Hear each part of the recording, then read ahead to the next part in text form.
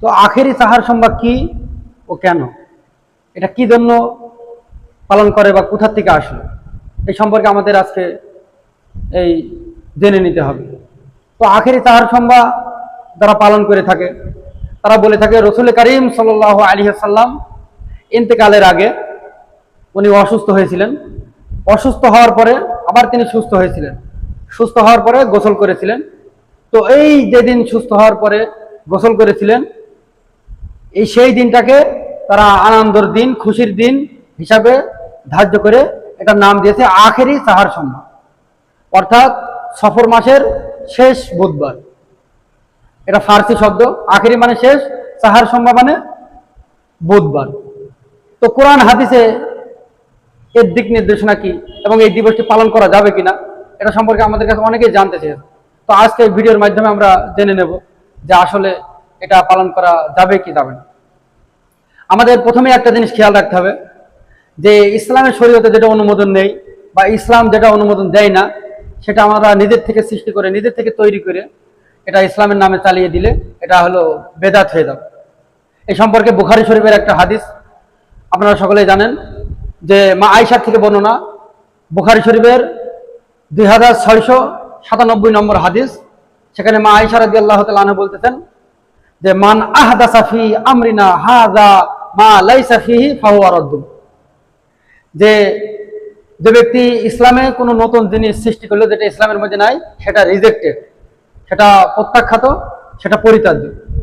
তো এই জন্য আখেরি সাহার সম্মান নামে যেটা পালন করা হয় এটা বেদাত, এটা কুসংস্কার, এর কোনো ইসলামের ভিত্তি নেই। যে সমস্ত দলিল দিয়ে থাকে, যে সমস্ত রেফারেন্স দিয়ে থাকে তার কোনো অথেন্টিক কোনো সোর্স নেই। কিছু কিছু বইয়ের রেফারেন্স তারা দিয়ে থাকে যারা এই দিনটিকে পালন করে, সে বইগুলো একেবারেই ছোটি বই এবং জাল বই হিসাবেই আমরা জানি। তার মধ্যে থেকে একটা বইয়ের নাম মকসুদুল মুমিনিন এবং 12 চাঁদের ফজিলত নামে যে বই আছে, এই বইগুলোতে এই আখেরি সাহার সংবাদ ফজিলত অনেক বর্ণনা করা হয়েছে, কিন্তু এর আসলে কোনো ভিত্তি ইসলামের শরীয়তে নেই। বুখারী শরীফের যে হাদিসটা বললাম, মা আয়েশা রাদিয়াল্লাহু তাআলা আনহা বলতেছেন মান আহদাসা ফি আমরিনা হাযা মা লাইসা ফিহি ফাহুয়া রাদ্দুন, ইসলামে যেটা নেই সেটা ইসলামের নামে চালিয়ে দেওয়া, ইসলামের মধ্যে সৃষ্টি করা, সেটা কি হবে? বেদাত হবে। এই জন্য এটা পালন করা যাবে না। তো এটা আসলো কোথা থেকে? এটা আসলো ওই যে মকসুদুল মুমিনিন এবং 12 চাঁদের ফজিলত থেকে।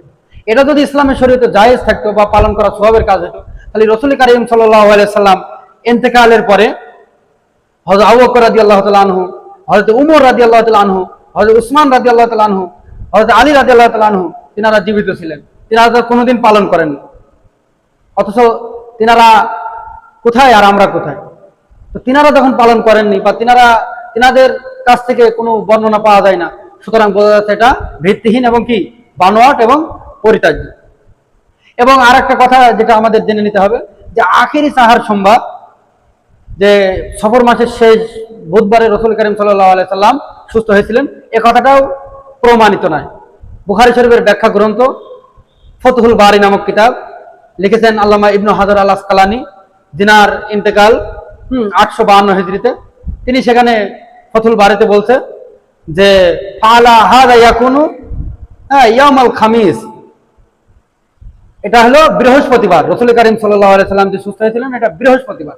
আর তথাকথিত যারা এই যে পালন করে থাকে আখেরি সাহার সংবাদ, অর্থাৎ সফর মাসের শেষ বুধবার, শেষ সপ্তাহের বুধবার, এটা যারা পালন করে থাকে তারা বলতে চাচ্ছে বুধবার। আসলে বুধবার নাই, রাসূল করিম সাল্লাল্লাহু আলাইহি সাল্লাম সুস্থ হয়েছিলেন বৃহস্পতিবারে, যেটা বুখারী শরীফের ব্যাখ্যা গ্রন্থ থেকে আমরা জানতে পারলাম।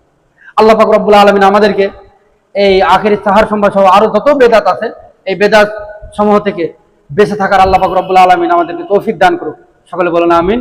আসসালামু আলাইকুম ওয়া রাহমাতুল্লাহি ওয়া বারাকাতুহু। সকলের জানানোর জন্য ভিডিওটি আপনারা শেয়ার করবেন যাতে সকলে এই বেদাত